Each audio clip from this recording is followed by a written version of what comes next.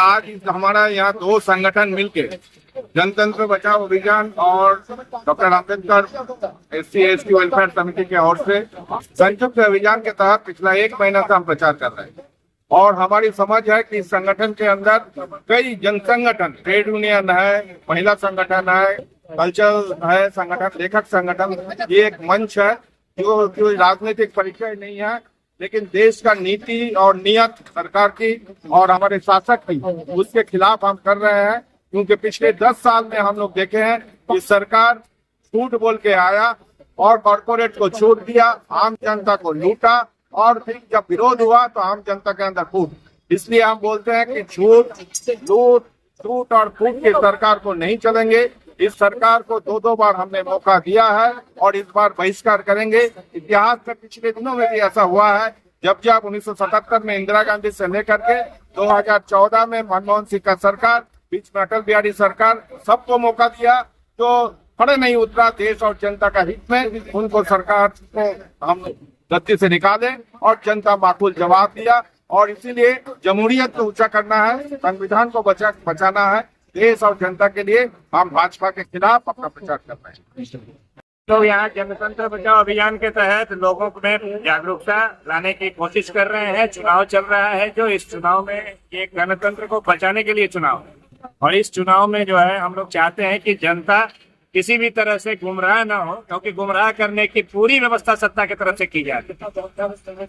आज बेरोजगारी का जो आलम है और महंगाई का जो आलम है, अगर रोजगार है भी किसी के पास तो उसके पास इतना पैसा नहीं है कि वो अपना घर चला सके, तो महंगाई के मारे लोगों की परेशानी।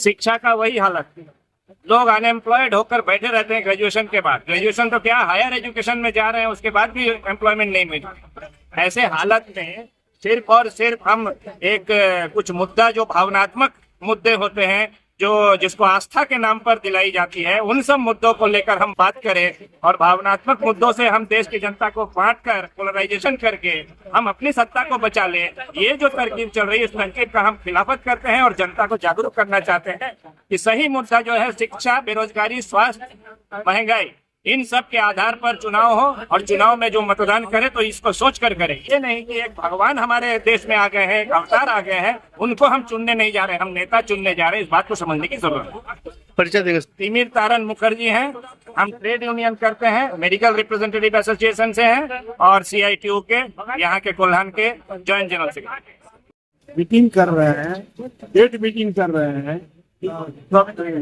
तमाम इस तरह का ऑफिस उद्घाटन हो रहा है।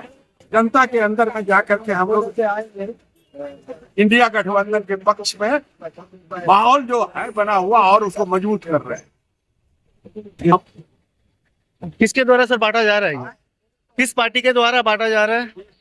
कई पार्टी है, जानते ही हैं आप लोग, इंडिया गठबंधन में बहुत सी पार्टी ऐसे। हम जनतंत्र बचाओ अभियान की तरफ से है, JP सिंह नाम है, पटना में है। हम CPM पार्टी का डिस्ट्रिक्ट सेक्रेटरी है और हम बांट रहे हैं। आप में हम लोग अलग अलग संगठन से है,